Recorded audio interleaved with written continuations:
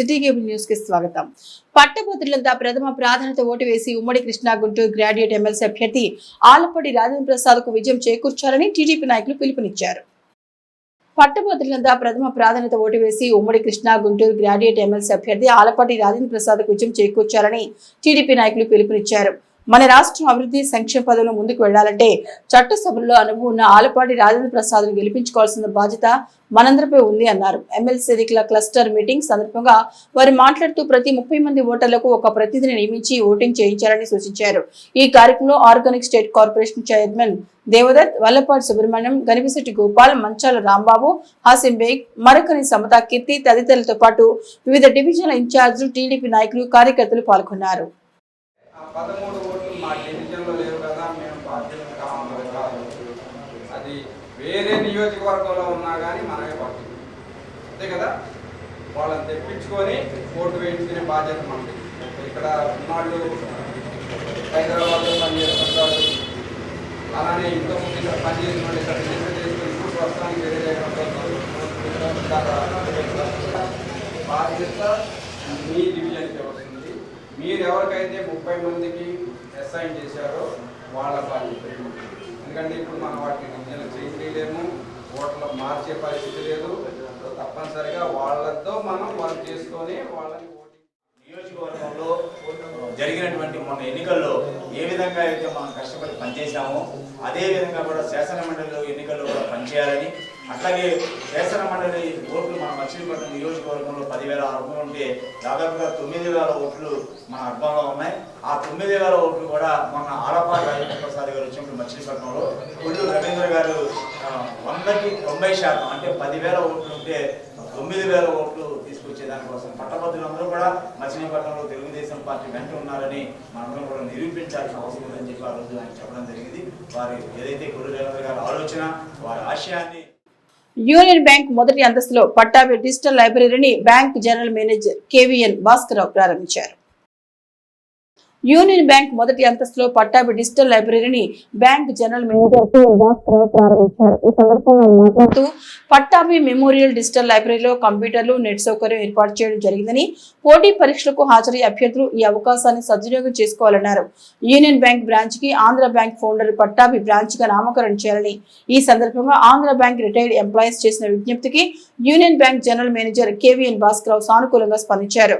ఈ కార్యక్రమంలో Union Bank regional head K Venkatrao, deputy regional హెడ్లు Ramalingareddy, Tataji, branch manager Jhansirani, bank regional secretary Y Durgarao, Pattabhi foundation అధ్యక్షుడు Sarangapani, N Hariprasad, retired employees association నాయకులు కొల్లు సాయి మోహన్, తమ్ము విశ్వేశ్వరరావు, డివి సుబ్రహ్మణ్యం, ఎండి మునీర్ తదితరులు పాల్గొన్నారు. నా పేరు సివిఎన్ భాస్కర్ రావు, జనరల్ మేనేజర్ని విజయవాడ జోన్కి. ఈరోజు ఇక్కడ మనం మచిలీపట్నం రీజన్లో మన Andhra bank, earlier Andhra bank founders branch, మన భోగరాజు పట్టాభి సీతారామయ్య గారు స్థాపించిన బ్రాంచ్ ఇది. ఆ బ్రాంచ్లో ఇవాళ మన అందరం కలిసి మా రిటైర్డ్ ఎంప్లాయీస్ అందరూ వచ్చారు, మా మచిలీపట్నం రీజన్ నుంచి బ్రాంచ్ మేనేజర్స్ అందరూ వచ్చారు. కారణం ఏంటంటే ఇవాళ మేము ఇక్కడ మా సోషల్ ఫౌండేషన్ ట్రస్ట్ నుంచి డిజిటల్ లైబ్రరీ ఇవాళ ప్రారంభించామండి. ఈ concept union bank of India last year నుంచి ఇంప్లిమెంట్ చేసింది. ఎక్కడైతే ఈ ఫెసిలిటీస్ ఉన్నాయో మనం పెట్టగలము, పబ్లిక్ ఉపయోగపడుతుంది. అంటే ఇప్పుడు అంతా మనం ప్రింటెడ్ ఎరా నుంచి డిజిటల్ ఎరాకి ఫాస్ట్గా మనం ట్రాన్స్ఫార్మ్ అవుతున్నాం. దీని యొక్క అడ్వాంటేజ్ ఏంటంటే మనం ఎక్కడ ఏ మెటీరియల్ ఉన్నా అక్రాస్ ది గ్లోబ్ మనం త్రూ డిజిటల్ ద్వారా మనం యాక్సెస్ చేసి better competency level, better competitiveness, knowledge కానీ కంపాటబిలిటీ కానీ అన్నీ బాగా ఎక్వైర్ చేసుకోవచ్చు. ఆ సందర్భంగా మా MD and CEO madam Manimeghalaya madam ఈ ఫెసిలిటీని మన ఖాతాదారులకి, మన సొసైటీకి యాజ్ ఏ కార్పొరేట్ సోషల్ రెస్పాన్సిబిలిటీగా దీన్ని ఎక్స్టెండ్ చేశారు. లాస్ట్ ఇయర్ నుంచి మేము పెట్టాము. ఇక్కడ పెట్టాలి కానీ మేము ఈ డిజిటల్ లైబ్రరీ ఇక్కడ లాస్ట్ ఇయర్ మేము ప్రారంభించలేకపోయాము.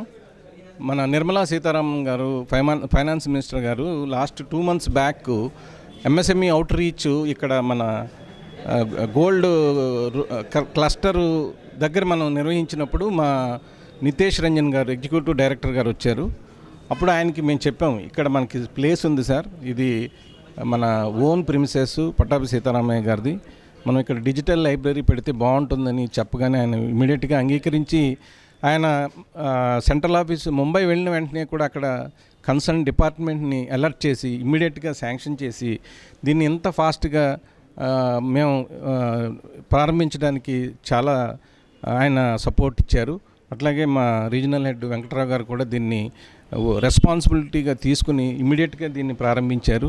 అందరికీ పేరు పేరున నా ధన్యవాదాలండి. ముఖ్యంగా మా సీనియర్స్ ఎవరైతే ఇక్కడికి వచ్చారో వాళ్ళు ప్రతి కార్యక్రమానికి ఎప్పుడు పిలిచినా వాళ్ళు వచ్చి ఇంకా బ్యాంకు వాళ్ళది, మనం బ్యాంకుతో మమేకమై ఉండాలి, బ్యాంకుకి మనం సపోర్ట్ చేయాలి అని అది ఆ జీలు చాలా ఉంది. దానివల్ల ఏంటంటే ఇప్పుడు వచ్చే యంగ్స్టర్స్ అందరికీ కూడా ఆయన నివాసం ఏర్పాటు చేసుకున్న మచిలీపట్నంలో ఆంధ్రా బ్యాంకు ఏదైతే స్థాపించారో ఆయన ఆ ఆంధ్రా బ్యాంకు ఫౌండర్స్ బ్రాంచ్ నందు ఇవాళ ఈ బ్రాంచ్లోనే ఆయన స్థాపించారు.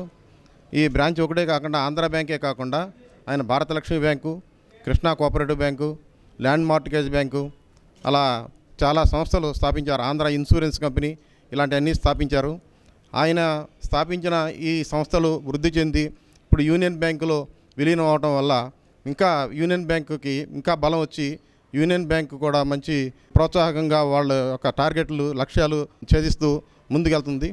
అలాగే ఆయన ఏదైతే స్థాపించారో అలాంటి సంస్థల్లో పనిచేస్తూ మనం ఆ యొక్క సంస్థల్ని ఇంప్రూవ్ చేసినట్టే పట్టాభి సీతారామయ్య గారి పేరుని కూడా చాలా సంస్థలు బందర్లో ఉన్నాయి.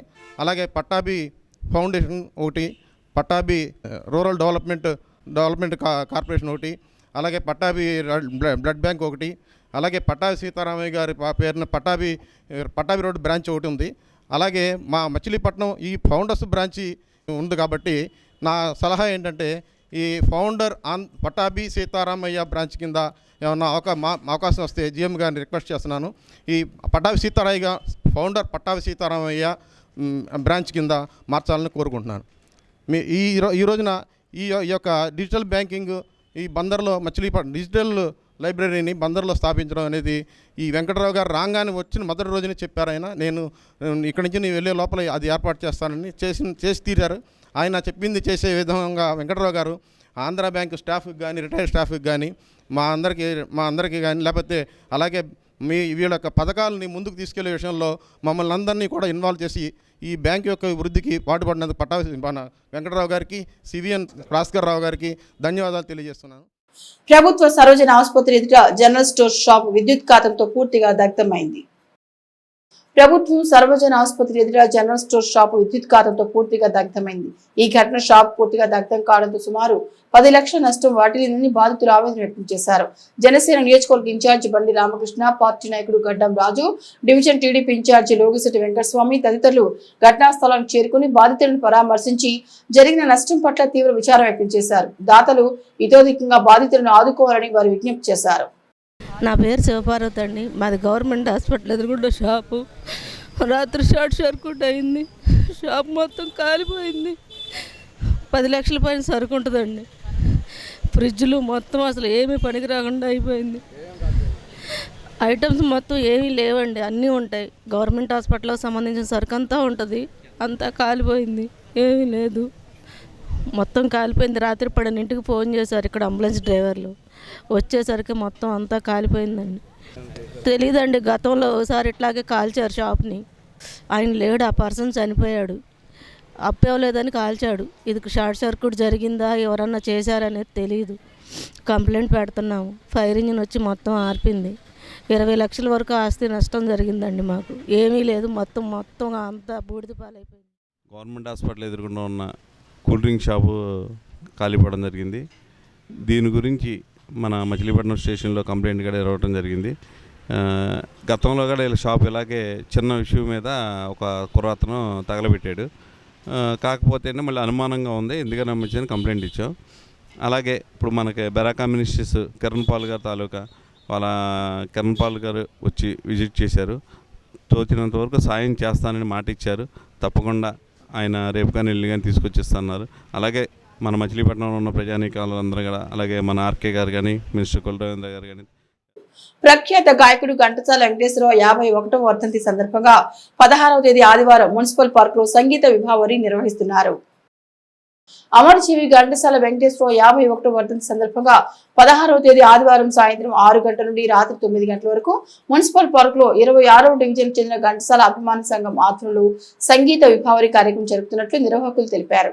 ఈ కార్యక్రమంలో ముఖ్య అతిథులుగా మంత్రి కొల్లు రవీంద్ర, ఏపీఎస్ఆర్టీసీ చైర్మన్ కొనకళ్ళ నారాయణ, కొనకళ్ళ బుల్లయ్య, మోటమరి బాబా ప్రసాద్ పాల్గొంటారన్నారు. ఈ కార్యక్రమంలో షేక్ మౌలాలి, మురాల ప్రసాద్, భాషా, వన్నెంరెడ్డి ప్రసాద్, జిలానీ, నాగూర్ కాజా బిలాల్ మరియు ఆర్గనైజేషన్ లీలా వేణు తదితరులు పాల్గొన్నారు.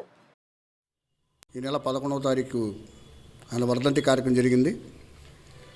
ఆయన 51వ వర్ధంతి కార్యక్రమం పురస్కరించుకొని మన మచిలీపట్నంలోని 26వ డివిజన్ ఘంటసాల అభిమానులు అందరూ కలిసి మా యొక్క 26వ డివిజన్లోని గాయని గాయకుల చేత ఒకసారి మళ్ళా ఘంటసాల గారిని స్మరించుకునే నేపథ్యంలో వారి యొక్క మధురమైన పాటలను మన మచిలీపట్నంలో 16వ తారీఖు ఆదివారం సాయంత్రం 6 గంటల నుండి 9 గంటల వరకు మున్సిపల్ పాల్గొనని ఆడిటోరియంలో మా 26వ డివిజన్ తరపు నుండి ఒక కచేరీని మా డివిజన్కి సంబంధించిన గాయని గాయకులతో ఘంటసాల గారి యొక్క మధుర స్వరాలని, మధుర గీతాల్ని తో ఆ పార్క్ వచ్చిన సందర్శకులందరినీ ఆహ్లాదపరిచేందుకు ఈ కార్యక్రమాన్ని ఏర్పాటు చేశాం. ఈ కార్యక్రమానికి ఆర్గనైజర్గా మన వేణుగారు, లీలా వేణుగారు ఆర్గనైజర్గా వ్యవహరిస్తారు. మచిలీపట్నంలో ప్రతి ఒక్కళ్ళు అందరూ వచ్చి ఆ రోజు ఆదివారం 16వ తారీఖు సాయంత్రం 5 గంటల నుండి ఆడిటోరియంలో చాలా వెంకటేశ్వరరావు గారి 51వ వర్ధంతి సందర్భంగా ఈ నెల 16వ తారీఖు ఆదివారం నాడు మున్సిపల్ పార్క్ నందు సందర్శకులకి, పెద్దవాళ్ళకి, చిన్నవాళ్ళకి అందరికీ ఆయన పాడిన మధుర గీతాలు, భక్తి గీతాలు, జానపద గీతాలు అన్నీ వినిపించి అందరినీ సంతోషపెట్టాలనే ఉద్దేశంతో ఈ కార్యక్రమం పెట్టాము. ఘంటసాల గారు స్వాతంత్ర సమరయోధుడు. చాలా లేని కుటుంబం నుంచి చాలా కష్టపడి ఎండనక, వాననక, పగలనక, రేయనక పైకి వచ్చిన మనిషి. కృష్ణా జిల్లా వాసి ఘంటసాల గారి 51వ వర్ధంతి సందర్భంగా ఈ నెల 16వ తేదీ ఆదివారం సాయంత్రం 6 గంటల నుంచి 9 గంటల వరకు మన మున్సిపల్ పార్కులో ఆయన పాటలు పాడిన అన్నీ మనకి అందరికీ వినిపించడం జరుగుతుంది. అందరూ రావాల్సిందిగా కోరుతున్నాం. ఉమ్మడి రాష్ట్ర మాజీ ముఖ్యమంత్రి స్వర్గీయ దామోదరం సంజీవయ్య జయంతి వేడుకలు అవనిగడ్డలో ఘనంగా జరిగాయి. ఉమ్మడి రాష్ట్ర మాజీ ముఖ్యమంత్రి స్వర్గీయ దామోదరం సంజీవయ్య జయంతి వేడుకలు అవనిగడ్డలో ఎమ్మెల్యే మండలి బుద్ధప్రసాద్ ఆధ్వర్యంలో ఘనంగా జరిగాయి. ఎమ్మెల్యే కార్యాలయంలో సంజీవయ్య చిత్రపటానికి ఎమ్మెల్యే బుద్ధప్రసాద్ పూలమాల వేసి ఘననివాళులు అర్పించారు. ఈ సందర్భంగా జనసేన పార్టీ జిల్లా ఉపాధ్యక్షులు మత్తి వెంకటేశ్వరరావు మాట్లాడుతూ సంజీవయ్య ముఖ్యమంత్రిగా ఉన్న సమయంలో నిరుపేదలకు 6 లక్షల ఎకరాల భూమి పంపిణీ చేశారన్నారు. కాపులకు రిజర్వేషన్లు కల్పించడంతో పాటు ఎస్సీ, బీసీల ఉద్యోగులకు పదోన్నతిలో రిజర్వేషన్లు కల్పించిన గొప్ప మానవతావాది అని అన్నారు. సంజీవయ్య హయాంలో రాష్ట్రంలో 1 లక్ష చిన్న తరహా పరిశ్రమలు స్థాపించి యువతకు ఉపాధి కల్పించారన్నారు. 54 లక్షల మంది కార్మికులకు సౌకర్యాలు కల్పించారన్నారు. రాష్ట్రంలో నిరుపేద వృద్ధులకు ప్రభుత్వం ద్వారా పింఛన్ల పథకం ప్రవేశపెట్టిన ఘనత సంజీవయ్యకే దక్కుతుందన్నారు. కూటమి నాయకులు పాల్గొన్నారు. నిరాడంబరుడు, నిజాయితీకి నిలువెత్తు నిదర్శనమైనటువంటి స్వర్గీయ దామోదరం సంజయ్ గారి యొక్క పుట్టినరోజు సందర్భంగా అందరం కూడా శుభాభినందనలు జరుపుకుంటూ ఈ రాష్ట్రంలో, ఈ దేశంలో మొట్టమొదటిసారిగా 6 లక్షల ఎకరాల భూమిని నిరుపేదలైనటువంటి అర్హులందరికీ పంచిపెట్టినటువంటి ఏకైక ముఖ్యమంత్రి దామోదరం సంజయ్ గారు. అదేవిధంగా 1 లక్ష చిన్న తరహా పరిశ్రమలకు స్థాపించి యువతకు ఆశావాదిగా మారినటువంటి వ్యక్తి దామోదరం సంజయ్ గారు. అదేవిధంగా ఎస్సీ, బీసీలకి, కమ్యూనిటీకి చెందినటువంటి వ్యక్తులకి పదోన్నతిలో రిజర్వేషన్ కల్పించడమే కాకుండా కాపులకి రిజర్వేషన్ కల్పించినటువంటి మానవతావాది దామోదరం సంజయ్ గారు. 54 లక్షల కార్మికులకి సదుపాయాలను కల్పించినటువంటి మహోన్నత వ్యక్తి దామోదరం సంజయ్. కోడూరు మండలం విశ్వనాథపల్లి గ్రామంలో హై స్కూల్ ఏర్పాటు చేయాలని విద్యార్థుల తల్లిదండ్రులు డిమాండ్ చేస్తున్నారు. కోడూరు మండలం విశ్వనాథపల్లి గ్రామంలో హై స్కూల్ ఏర్పాటు చేయాలని విద్యార్థులు తల్లిదండ్రులు విశ్వనాథపల్లి పాఠశాల ప్రాంగణంలో నిరసన తెలియజేశారు. ఎంబీబీ స్కూల్లో విద్యార్థులు తల్లిదండ్రులు సమావేశమయ్యారు. విశ్వనాథపల్లి పాఠశాలలో మండలంలోని పాఠశాల కంటే అత్యధికంగా 103 మంది విద్యార్థులు ఉన్నారన్నారు. విద్యార్థుల తల్లిదండ్రులు ఇబ్బందులను గుర్తించి ఈ పాఠశాలని హై స్కూల్ గా ప్రమోట్ చేయాలని కోరారు. ఇక్కడికి పిల్లల తల్లిదండ్రులందరూ కూడా రావడానికి కారణం ఇక్కడ 1 to 8 వరకు ఉంది, 1 నుంచి 8వ తరగతి వరకు. మా గ్రామంలో 103 మంది విద్యార్థులు ఉన్నారు. 6 నుంచి 8 వరకు 49 మంది ఉన్నారు. 54 మంది 1 నుంచి 5 వరకు ఉన్నారు. ఈ యొక్క గ్రామంలో ఉన్న స్కూల్లో ఉన్న పిల్లల్ని 6, 7, 8 తరగతుల పిల్లల్ని వేరే గ్రామానికి పంపించమని ఎంఏ వారి ఏకపక్ష నిర్ణయం తీసుకోవడం దురదృష్టకరం. మా ఊరు కూడా హై స్కూల్ చేయాలని ఇక్కడ తల్లిదండ్రులందరూ కోరుకుంటున్నారు. అలాగే రామకృష్ణాపురంలో 51 మంది ఉన్నారు. దాన్ని 10th క్లాస్ ప్రపోజల్ పెట్టారు. మరి మా ఊర్లో 103 మంది ఉన్నా కానీ మాకెందుకని ప్రపోజల్ చేయట్లేదు. దీని మీద ఇక్కడ పిల్లలందరూ కూడా పొరుగుల్లో ఉన్న పిల్లల్ని, దూర తీరాల్లో చదువుకున్న పిల్లలందరినీ మేము ఆలోచిస్తే 25 మంది సంతకాలు పెట్టించారు. మేము ఇక్కడ హై స్కూల్ చేస్తే ఇక్కడ చేస్తాము. మరి అలాంటప్పుడు ఇక్కడ హై స్కూల్ చేయకోకుండా ఇక్కడున్న పిల్లల్ని వేరే హై స్కూల్లో కలిపి ఇక్కడ మోడల్ స్కూల్ అని చెప్పి 1 నుంచి 5 వరకు పెట్టడం ఇది ఎంఏ గారి ఏకపక్ష నిర్ణయాన్ని మేమందరం అనుకోం. దీన్ని మేమందరం కూడా ఖండిస్తున్నాం. అలాగే బడేరుపాలెం, కొత్తపాలెం, సాలింపాలెంలో కూడా ఉన్నది 70-80 మంది లోపే తప్ప అంతమంది స్ట్రెంత్ ఎక్కలేదు. అక్కడ 10th క్లాస్ వరకు ఉంది కానీ 71 మంది హై స్కూల్లో ఉన్నది అక్కడ బడేరుపాలెం. కొత్తపాలెంలో మా ఊరి నుంచి 20 మంది వెళ్తేనే అక్కడ 49 మంది అక్కడ హై స్కూల్ ఉంది. మరి సాలింపాలెం 70-80 మంది ఉన్న చోట కూడా హై స్కూలే ఉంది. మరి తక్కువ సంఖ్య ఉన్న చోట హై స్కూల్ నుంచి ఎక్కువ సంఖ్య ఉన్న చోట హై స్కూల్కి చేయకోకుండా వీరు కూడా పక్కదారి పడిచి ఇక్కడ ఉన్న స్కూల్ని మరి రద్దు చేయడానికి ప్రపోజల్ పంపించిన ఎంఏ గారిని మాత్రం మేము ఈ విషయంలో మాత్రం ఖండిస్తున్నాం. వెంటనే ప్రభుత్వం దీన్ని పరిగణనలో తీసుకుని తల్లిదండ్రుల మనోభావాలను పరిగణనలో తీసుకుని వీరు ఎవరు కూడా పిల్లలు బయటికి పంపించడానికి ఇష్టపడలేదు కాబట్టి ఇక్కడే హై స్కూల్ చేసి ఈ స్కూల్ని కొనసాగించాలని మరీ మేము పైన ఉన్నతాధికారులకు కోరుకుంటున్నాం. దీన్ని తప్పనిసరిగా పరిగణలోకి తీసుకుంటారని మేము అందరం. మా ఊరు నుంచి పిల్లల్ని కొత్తపాలెం పంపించుకుంటాం. వెళ్ళాలంటే మాకు చాలా ఆడపిల్లలకి ఇబ్బందికరంగా ఉంది. మా గ్రామంలోనే హై స్కూల్ ఉంచాలి. ఎందుకంటే ఆడపిల్ల మరి పక్క స్కూల్కి వెళ్ళి రావాలంటే మా తల్లిదండ్రులకి ఎవరికీ ఇష్టం లేదు. మరి ట్రావెల్ కూడా మాకు చాలా అసౌకర్యంగా ఉంది. అందుకని మాకు స్కూల్ ఏర్పాటు చేయాలని చెప్పేసి ఈ రోజున విద్యార్థుల తల్లిదండ్రులు నిరసన చేయడం జరిగింది. ఈ నిరసనకి కారణం ఇవాళ పిల్లల్ని ప్రైవేటు స్కూల్లో చదివించలేని పరిస్థితిలో ఉండి వాళ్ళ గవర్నమెంట్ స్కూల్లో చదివిస్తున్నాం మనం. ఇదే పరిస్థితిలో ఇవాళ హై స్కూల్ ఉంటే ప్రతి తల్లిదండ్రులకి హ్యాపీగా ఇంటి దగ్గర ఉంటారు, దూరం వెళ్ళి చదువుకుంటూ ఉంటారు పిల్లలు. ఇవాళ ఉన్న పరిస్థితుల వల్ల తల్లిదండ్రులకి ఆడపిల్లలను దూరం పంపిస్తారంటే వాళ్ళు ఇంటికి వచ్చే వరకు కూడా ఎలాంటి పరిస్థితులు వస్తారో తెలియని పరిస్థితులు అయిపోయినాయి. రెండోది ఇవాళ రూపాయి లేని వాళ్ళే వాళ్ళు ప్రైవేట్ గవర్నమెంట్ స్కూల్లో చదివిస్తున్నారు. అదే కొత్తపాలెం 5 కిలోమీటర్ల దూరం వెళ్ళి చదువుకోవాలంటే రూపాయి కావాలి. ప్రభుత్వం ఇచ్చేది ఎంతవరకు ఇస్తారని తర్వాత సంగతి. ముందు ప్రభుత్వానికి వెళ్ళటానికి రూపాయి కావాలి. వీళ్ళు చాలా రిస్కులు పడతారు. అదే రకంగా మా గ్రామంలోనే హై స్కూల్ను కొనసాగించాలని చెప్పేసి మరీ కోరుకుంటున్నాం. ఉమ్మడి రాష్ట్ర మాజీ ముఖ్యమంత్రి స్వర్గీయ దామోదరం సంజీవయ్య జయంతిని తెలుగుదేశం పార్టీ ఆధ్వర్యంలో ఘనంగా జరిపారు.